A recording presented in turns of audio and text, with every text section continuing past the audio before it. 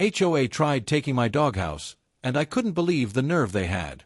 My dog wasn't just a pet, he was my family, my comfort, and my little shadow who followed me everywhere.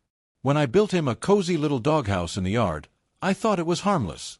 But apparently, harmless doesn't exist in the eyes of my HOA. Rewritten from here. You know, some people wake up every morning thinking of coffee, sunshine, or their plans for the day. But the people in my HOA, they wake up thinking of how to make someone else's life miserable. That day, they decided to target me, and not just me, my dog too. They sent me a letter, bold and cold, saying the doghouse was a violation of community aesthetics. Can you believe that? A violation, just because my dog had a little wooden shelter in the corner of my yard. It wasn't flashy. It wasn't ugly. It wasn't blocking anyone's view. But in their eyes, it was a crime. At first, I laughed. I mean, come on, it's just a doghouse. Who would go out of their way to complain about something so small? But the laughter faded fast when I realized they were dead serious. They weren't just asking me to move it, they wanted me to tear it down completely, or else face fines. That letter hit me like a punch. It wasn't just about the wood and nails. It was about principle. It was about them telling me I couldn't even give my dog, my best friend, a small corner of happiness. And I wasn't about to let that slide. I tried reasoning with them. I called, emailed, even went to one of their endless meetings. I explained how important that doghouse was, how my dog loved curling up inside it on cold nights, how it gave him comfort. But their faces were stone. Their answers were colder than ice. Rules were rules, they said. And if I didn't follow, they'd fine me daily until the doghouse was gone. That was the moment something snapped inside me. See, HOAs love control. They thrive on power. They think their word is law. But they forgot one thing. I wasn't someone they could just push around. I wasn't going to bow down because they sent me a piece of paper with threats printed on it. If they wanted a fight, they were about to get one. So, I started digging. Literally and figuratively. I went through the bylaws, the fine print, the pages nobody ever reads. I studied their fence lines, their rules about property boundaries, and even their landscaping regulations. Every word felt like I was unlocking their secrets. And then, there it was. The crack in their armor. The mistake they had made. Turns out, the HOA's own fence line wasn't even properly placed. Their boundary stretched onto my property, by a good few feet. Which meant all this time, they'd been fencing in land that didn't belong to them. Land that was mine. Do you know the fire that lights inside you when you realize the bully who's been bossing you around has actually been standing on your toes the whole time? That's what I felt. Anger, yes, but also power. Because now, I had leverage. I didn't tear down my doghouse. No way. Instead, I prepared something bigger. The next HOA meeting, I walked in calm, collected, almost smiling. They thought I was there to apologize, maybe beg for forgiveness. But oh, they were wrong. I laid out the survey papers, the maps, the measurements. I showed them exactly how their beloved fence was planted right into my property. And then I dropped the hammer. I had every right to remove it, rebuild it, or even sell that strip of land if I wanted. Their faces drained of color. The smugness, gone. The whispers around the room grew louder. For once, they weren't in control. I was. But I wasn't just there to threaten. I wanted them to feel what I had felt, powerless, frustrated, cornered. I told them I wasn't touching the doghouse. Not now, not ever. And if they find me, I'd counter with legal action for trespassing and boundary theft. The silence in that room was sweeter than any victory speech. Still, I knew this wasn't the end. HOAs don't like losing, and they don't forget. They'd try again, in some other way, to put me down.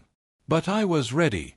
Because once you learn their tricks, once you see behind their curtain, they're not so scary anymore. And here's where the story takes a twist. I decided to go further than just defending my doghouse. I wanted to send a message that they'd never forget. So, I bought their mistake. That strip of land they had fenced in, I made it official. Paperwork signed, sealed, and recorded. Now, every inch of their precious fence sat on land that legally belonged to me. Do you know what that meant? Every nail, every post, every panel, they had no claim to it. It was mine. And the power shift was complete. People in the neighborhood started whispering. Word spread like wildfire. The HOA wasn't invincible anymore. They weren't untouchable. One man, with a doghouse and a little determination, had turned the tables. And suddenly, the fear they loved to spread began crumbling. My dog, of course, didn't understand any of this. To him, it was just another day, another nap in his cozy house. But to me, it was a lesson. A reminder that no one should ever let a bully decide how they live, especially not a group of people hiding behind rules and fines. Now, let me ask you this. Have you ever felt small because someone told you what you couldn't do in your own home? Have you ever swallowed your anger just to keep the peace? I used to. But not anymore. Because when you stand up, when you push back, when you fight not just for yourself but for what's right, you take back more than property. You take back dignity. And if you're listening to this, maybe it's your turn. Maybe there's a fight you've been avoiding. Maybe there's a bully you've let win for too long. Take it from me, you're stronger than you think. And sometimes, all it takes is one bold move to change everything. So, I didn't just keep my doghouse. I kept my pride. And I made sure the HOA would think twice before coming after me again. But this was just the beginning. Because what came next? Oh, they weren't ready for it. And honestly, neither was I. If you think this fight was intense, wait until you hear what happened after I bought their fence lines. It only got messier, louder, and more unbelievable. Stay tuned for Section 2, because that's where the real storm hit. When I bought that strip of land and made the HOA's fence officially mine, I thought I had finally ended the madness. But I was wrong. Because when people who are used to power lose it, they don't just walk away quietly. They fight dirtier. And that's exactly what my HOA tried to do. At first, they ignored me. No calls, no letters, nothing. It was almost too quiet, like the calm before a storm. But I could feel the tension building in the air. I knew they were plotting something behind those closed doors. And then, out of nowhere, the storm hit. They filed a complaint, not just about the doghouse this time, but about my yard, my fence, even the color of my mailbox. They picked apart every inch of my property, looking for flaws, violations, anything they could use to drag me down. One morning, I woke up to find a notice taped to my door. It was thick with accusations: unapproved paint, overgrown grass, unauthorized structure. I laughed bitterly, because half of it wasn't even true. But to the HOA, truth didn't matter. Control did. That's when I realized this wasn't about rules anymore. It was personal. They weren't just after my doghouse or my land. They were after me. They wanted to break me, to make me so tired and frustrated that I'd give up.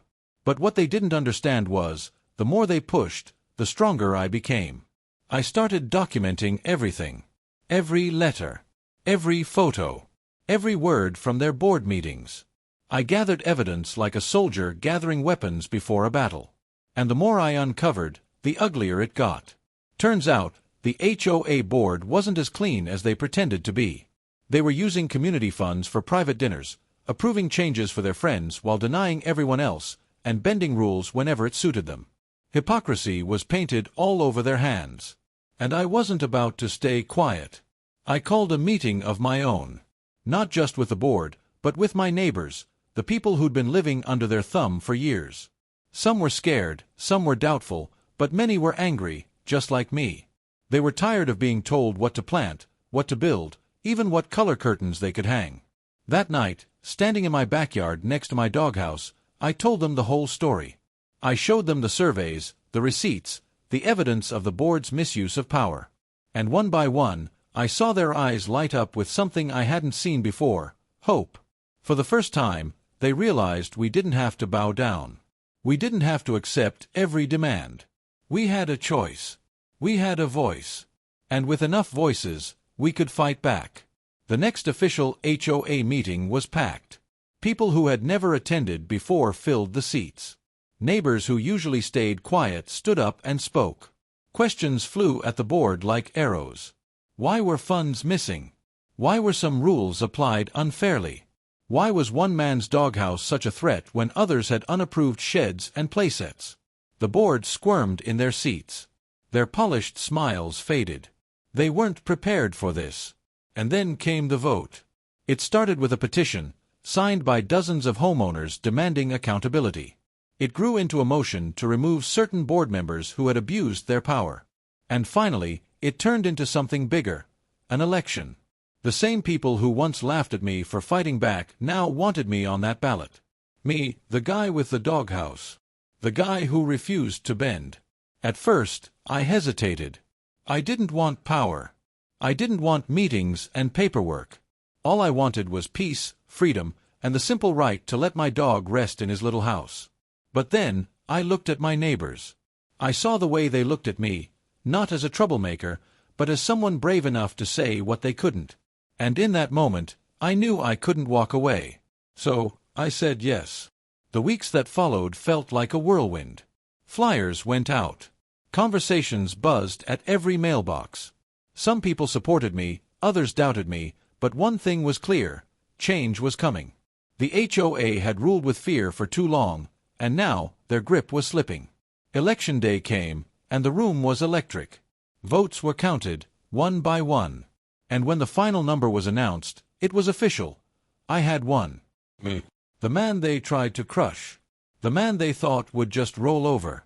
I was now sitting in the chair where they once sat, holding the same power they had used to torment me. But here's the thing, I didn't want to be like them.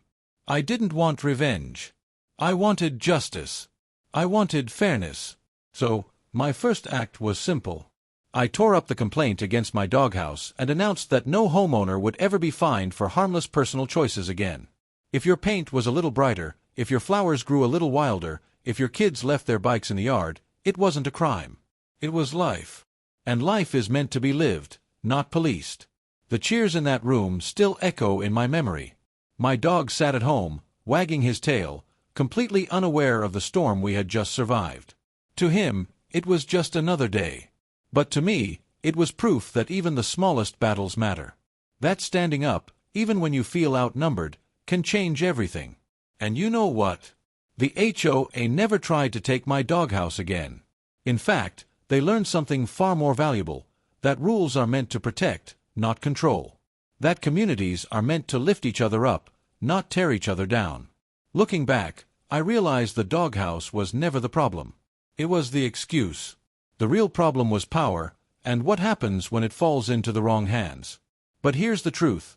Bullies, no matter how strong they look, crumble when people stand together. So, if you're hearing this right now, remember, you don't have to let anyone make you feel small in your own home. You don't have to let anyone silence your voice. Sometimes, all it takes is one act of courage, one doghouse, one stand, to spark a change bigger than you ever imagined. And for me, I didn't just keep my doghouse. I gained something much greater. I gained respect. I gained freedom. I gained a community that finally believed in itself. If this story lit a fire in you, share it. Because someone out there might be fighting their own battle with an unfair system, and they need to know they're not alone. Stand up, speak out, and never let anyone fence in your freedom.